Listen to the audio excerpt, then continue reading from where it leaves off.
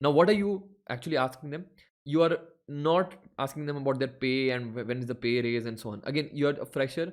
Within the first 2 years, this part is not something you should really focus on too much. I'll tell you why in a bit, but you should not really focus too much on this package part, like how fast will my salary grow and so on.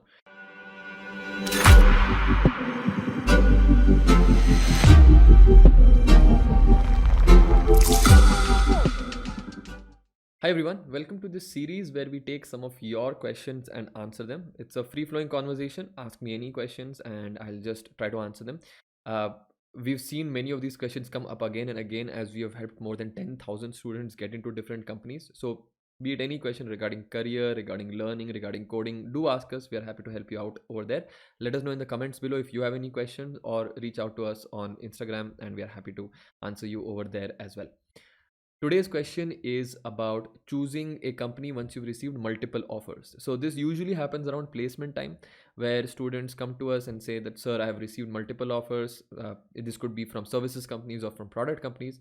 And they say, sir, which company should I end up choosing? Now, my advice is generally that I give the students a formula or a set of criteria that based on this, you should choose the company. And the choice is finally yours on what criteria you give more weightage to, more importance to. So some of these criteria are the package, the technology that you're going to work on, the company, not just the brand name, but like the company size and so on, their growth trajectory. I'll explain this in a bit, and maybe the location as well. So let's go step by step into this. Now, the package is something that I give least importance to, because as a fresher, the package is not something you should care about too much unless there's a huge difference. So, for example, if you have one company giving you double the package of the other company, then you start thinking about it. Like, for example, you have a 4 LPA company and then you have a 12 LPA company or a 10 LPA company. Obviously, you will be more inclined towards, or you'll want to give more importance to the 10 LPA company, and most of the time you would be correct. There are some exceptions over there, but most of the time you would be correct in making that choice. So package is one of those things, but for our sake right now, let's assume that the packages are roughly equal. Like one is giving you, let's say, 6 LPA, another one is giving you 8 LPA, right? Now, don't just jump to the 8 LPA. When I say LPA, it's lakhs per annum. So don't just jump to the 8 lakhs per annum company, but rather analyze two things which are going to be super important in your career. What are those two things? The company itself, like what's the culture of that company? Is there a lot of learning in that company? And how do you find this out? One is you can always talk to your seniors who are working in that company. Oftentimes you will find seniors who are actually working in those companies. If you're not able to find seniors there, then you can always go to Glassdoor and read the reviews. Again, just to point out here, usually people who have something negative to write about write on Glassdoor. So don't blindly trust Glassdoor reviews, but still go through all the Glassdoor reviews. Try to reach out to people on LinkedIn and try to connect with the people who have been working in that company and just ask them what's the culture like. You need to speak to about 2 3 people and you'll get an idea about it. Now, if it's a huge company, let's say something like Infosys, TCS, any of these services companies, then try to figure out which team you are going to be in mostly, or which domain. Like, are you going to be in the cloud domain, the AI domain, the web domain, and try to reach out to people in those domains and ask them their experience. Now, what are you actually asking them? You are not asking them about their pay and when is the pay raise and so on. Again, you're a fresher. Within the first 2 years, this part is not something you should really focus on too much. I'll tell you why in a bit, but you should not really focus too much on this package part, like how fast will my salary grow and so on. But rather you should focus on what are the things that I'm going to learn over here, because that is the investment you're making, and that is the one that's going to give you a good return later on. Meaning that, let's say if you got a chance to learn iOS. iOS is a very rare skill, particularly in India, compared to all the other domains that have been going around. So iOS, for those of you who don't know, is app development for Apple devices, the ones that run iOS. Now, if you get a chance to actually learn iOS while doing a project, that's brilliant, because your value in the market suddenly goes up. So even though you may be paid very less in your starting first 2 years, you can always switch to another company, and the market for an experienced iOS developer pays much more than even an experienced Android developer or an experienced web developer. So this is what I mean to say, that don't worry too much about the salary increments you're going to get, or the the work timings and so on. So when you're talking to your seniors, the people who you're getting the experience from, ask them what are you actually going to get to learn on the job, and is there enough learning capability. If you find that that company doesn't give you too much to learn, they just they put you on a technology and that's it, you're just executing all the time, there is not much avenue to pick up and learn new things, then that's not a great place to be at. So this is what you should ask your seniors, that what's the learning culture, right? What's the work culture like? Do you get enough responsibilities? A lot of companies will give you a good project or a good feature to do only after a year of being there, but that 1 year is a lot of time. Can you probably within 2 months start taking up new features or new projects? Can you start doing something substantial technology wise? These are the things you should ask the seniors that you're working with. Obviously, other things that you can also ask is what's the culture like. There are some companies which, or certain teams in companies which sometimes have a toxic culture. What do I mean by toxic culture? They don't appreciate your work. They make you work long hours, but you don't get anything for it. You don't get credit for your work. Your seniors might be taking credit for your work and so on. So these are other things that you should generally ask your seniors. uh, so once you've got an idea about the company, the next thing you should also look at is the technology that you're putting you on. Now, for example, if you get to go onto a technology but it's a dying technology, there's no point in you getting a lot of learning experience, because that technology is not going to be there later on anyways. For example, I'm just taking a random example of, let's say, Fortran. Now, Fortran is a really old language. I don't know how many of you even know about it. There are still projects going on in Fortran these days, but if you get to learn Fortran over here, it's not a very transferable skill. I'll repeat that word, transferable skill. What do I mean by transferable skill? Meaning that you can take this skill and go to another company and implement it over there. Because the number of projects in Fortran are anyways so few, you may not even get a chance to move out of this company. You will kind of be stuck with this company. So if you get a chance of asking which technologies you are going to work on, understand the technologies, read up about it, and see what's the future of this technology looking like. Today, right now in 2022, technologies that look like having a great future as anything to do in artificial intelligence, machine learning, anything to do in full stack web development, anything to do in mobile development, anything to do on cloud. These are just at the top of my head. Anything on DevOps. These are again just some of them that I can think of right now. If you're in any of these fields are going to be there in the next 5, 10, 20 years as well, as per the industry outlook right now. I'm not mentioning specifically blockchain over here because mainstream adoption is still not there, and same thing with AR and VR, augmented reality and virtual reality. But the next 2, 3 years will tell us if there is mainstream adoption, and even careers in those technologies will help you out.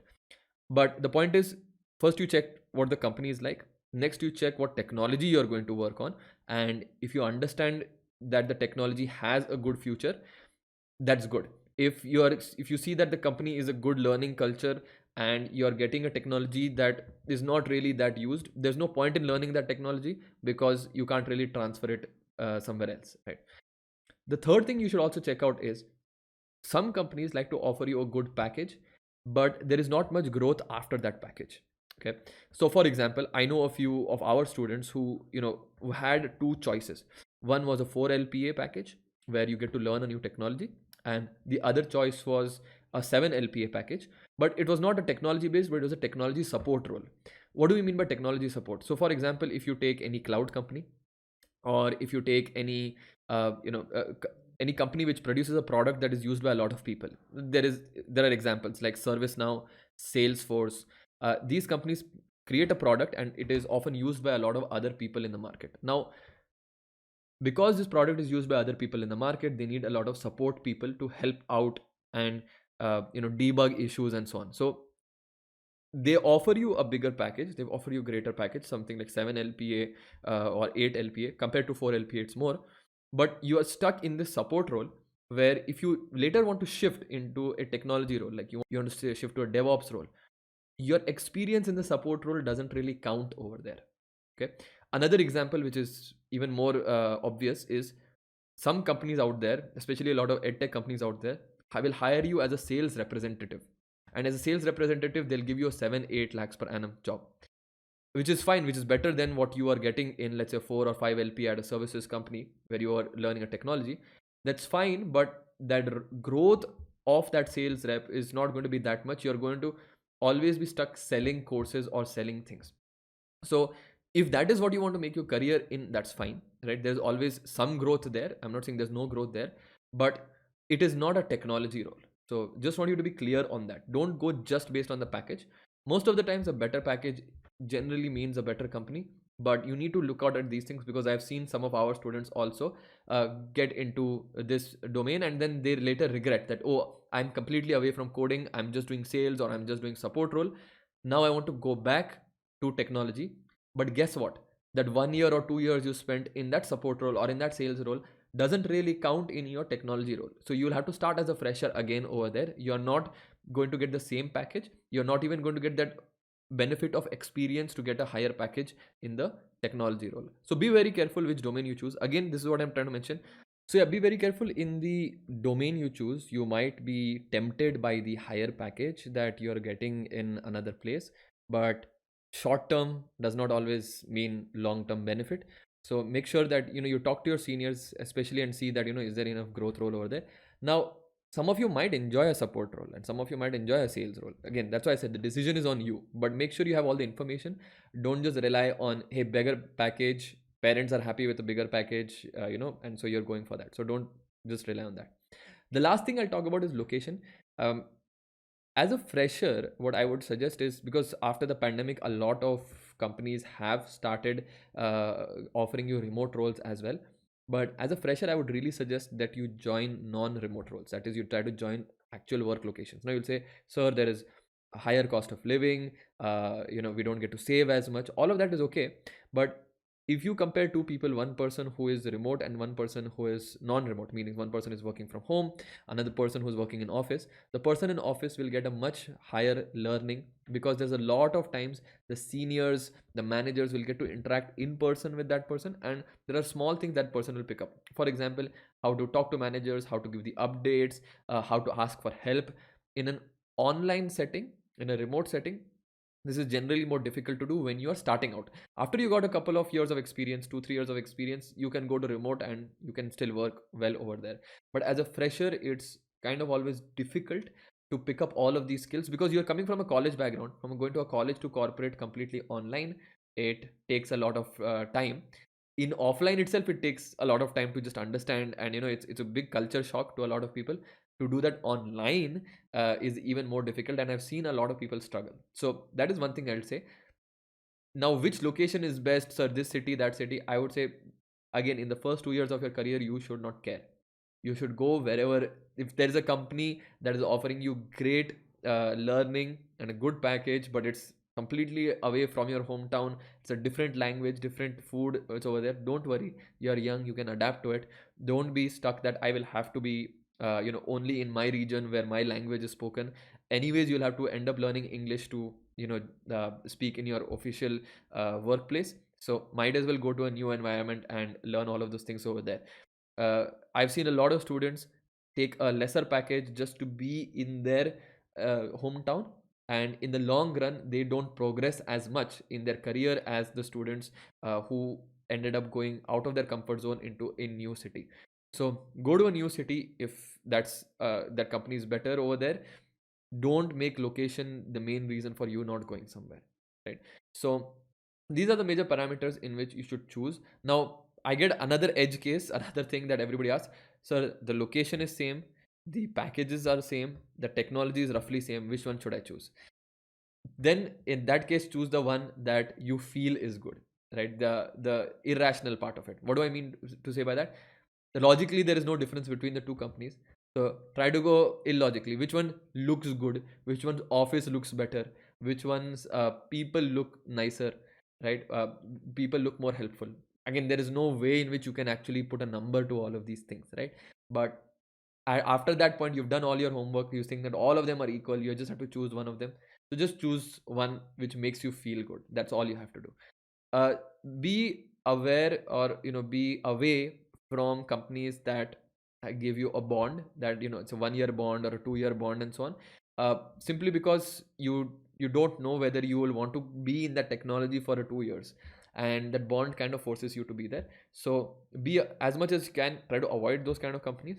But if you have no other option, then you can go through the entire criteria that I've mentioned and choose between these particular companies. Now there's nothing specifically too bad about a bond. Like, it's nothing that once you get into a bond your life is ruined or something. I've seen a lot of people serve their 2 year 3 year bond and then go ahead and create amazing careers after that. So don't, think that, oh, it is the worst thing in the world. But yes, if you can avoid it, then do try to avoid it. So yeah, those are some tips for me about making a choice between multiple offers. I hope that was helpful to all of you. If it was, let us know in the comments. And again, we are looking forward to your inputs on what kind of topics you want us to discuss later on. So yep, that's it from our side. Thank you all for joining in today. Do hit the subscribe button if you like such videos, and share this with any of your friends who's having multiple offers, and help them decide what they should actually be choosing. All right, thank you so much. I'll catch you all later.